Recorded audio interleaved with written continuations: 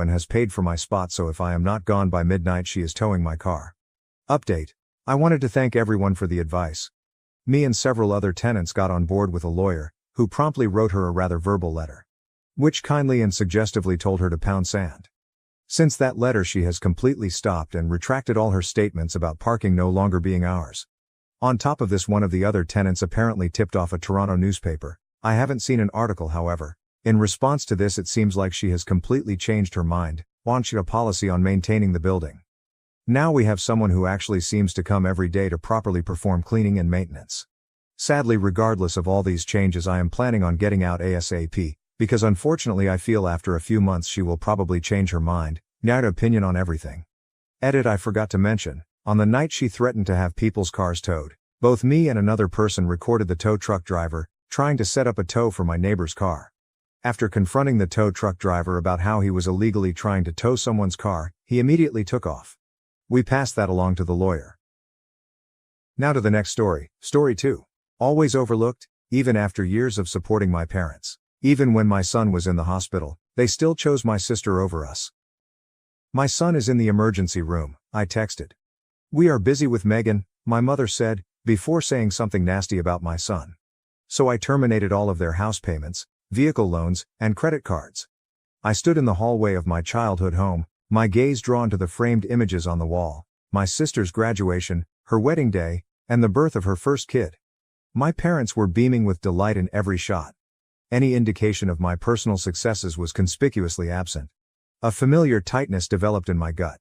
After 35 years, you'd think I'd be over it. My mother's voice came from the kitchen. Sharon, is that you? Come give me a hand with these dishes. I halted. I didn't come here to clean the dishes. I had come to draw boundaries. When I entered the kitchen, my mother was hurriedly arranging an appetizer dish. Megan's party, of course. My sister had recently been promoted to department manager at a nearby bank, a position she had obtained through my father's connections. Can you finish these while I get ready? She asked, drying her hands on a towel before waiting for my response. Your father picked up the wrong crackers. Megan prefers sesame, not plain. I simply nodded and took her position at the counter. Same story, different situation. My phone rang with a message from Diane, my ex-sister-in-law. Did you tell them yet? I had not. How do you tell your parents that you're cutting them off financially after years of support? How do you explain that their sole grandson recently finished a family tree project that did not include them? The front door banged closed. Heavy footsteps approached. Sharon, my father said, scarcely glancing my way. Where's your mother? Megan will be here in an hour. My chest tightened. She's getting ready. He nodded once before disappearing into the living room without saying anything.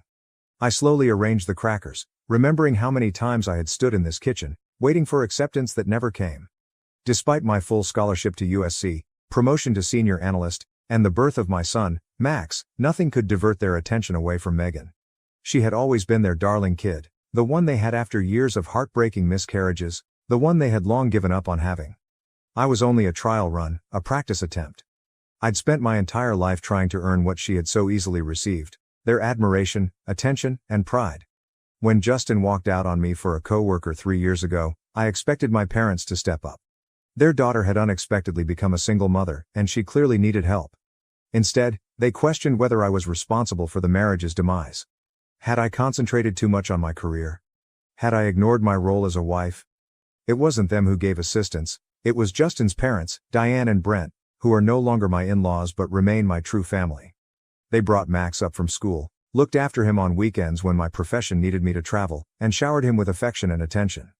Meanwhile, my parents had been too absorbed with other matters. Until 6 months ago, the unexpected shift had taken me off guard. Suddenly, they called every week to inquire about Max, invited us over for Sunday dinners, and offered to babysit. I really wanted to believe it meant anything. Perhaps they'd now recognized what they'd been missing all these years. Perhaps they'd finally chosen to be present as grandparents. Then Megan got promoted, and everything became plain. They had not changed. They simply needed money. My mother returned to the kitchen, wearing a new shirt that I had paid for. Did you finish the appetizers? Megan will be here any minute now. I tilted my head and slid the tray in her direction. We need to talk about something. Her expression changed quickly, from delight to anxiety. What is it? Can't this wait until after the event? It could, but it shouldn't, I answered, my voice more firm than I expected. I'm stopping all financial contributions. Her face had lost all color. What financial contributions?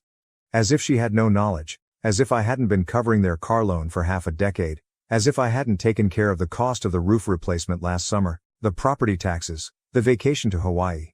My hands trembled slightly, but I pressed them firmly to the counter. The car loan, the credit accounts, the home insurance, everything. She stared at me, her lips opening and shutting, looking for words. Why would you do this, after all we've done for you? A bitter, humorless chuckle erupted before I could contain it. Oh, and what exactly have you done for me?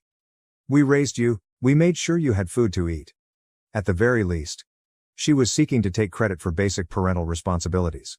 When Justin left, who actually supported me? When Max was sick and needed to get to his follow-up appointments, who helped get him there?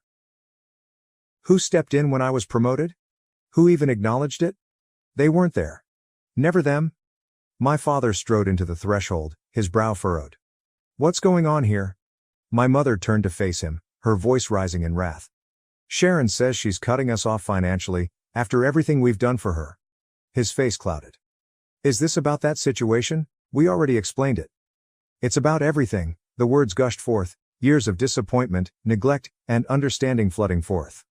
It's about Max calling Diane grandma because she actually treats him like one. It's about you two skipping his birthday to go on Megan's vacation. It's about me needing emergency surgery, and you refusing to pick up your own grandson because Megan had dinner 3 weeks ago. Appendicitis. I'd been brought to the ER, barely awake from the pain. My sole clear thought was that Max was alone at after-school care, waiting for someone to take him up. Naturally, my first call was to my folks. We're at Megan's promotion dinner, my mother replied, displeasure pouring from her voice. Can his father get him? Justin was visiting Seattle with his new bride. I could scarcely communicate through the anguish. Well, we can't leave now? Megan would be devastated. Then came the ultimate blow. He's just so much work sometimes, a burden. My child, their grandson, is a nuisance. Diane, on the other hand, had responded very instantly. She'd dropped everything. She not only picked up Max but also stayed with me in the hospital overnight, rearranging waiting room chairs to build a makeshift bed where he might sleep. That was the moment when I realized the difference between responsibility and love, blood and actual family. My father's voice brought me back into the present. You're overreacting? We couldn't leave Megan's dinner. You know how much it meant to her. More important than their grandchild being alone and scared. More important than their daughter's hasty surgery? I'm done, I said quietly but firmly. No more financial support, no more pretending. You don't get to use me when it benefits you and discard me when it doesn't. My mother's face crumpled, not with regret, but with calculating. The car payment is due in a few days, and your father's medication. Megan's new pay could cover it, or they could finally tap into their retirement savings, which they had been hoarding while I was financing their lifestyle. Not my responsibility anymore. The front door opened, and Megan's cheery voice boomed out. Mom, Dad, I brought champagne. That was my cue to depart. I grabbed my purse off the countertop. Sharon, wait, my mother pleaded in despair. You can't do this to us? But I could and was. I passed past Megan in the corridor, noticing the look of perplexity on her face. Sharon, I didn't know you were coming to my celebration. I wasn't. I had only come to withdraw my final emotional investment, the last traces of care for people who had never truly seen me. Congratulations on the promotion, I remarked, sincere in tone. Megan's accomplishments had never been the issue. The real difficulty had always been our parents' refusal to accept both of their children. Her expression flickered with apprehension. Thanks. Are you heading out already? I gave a quick nod, refusing to rely on my voice any longer.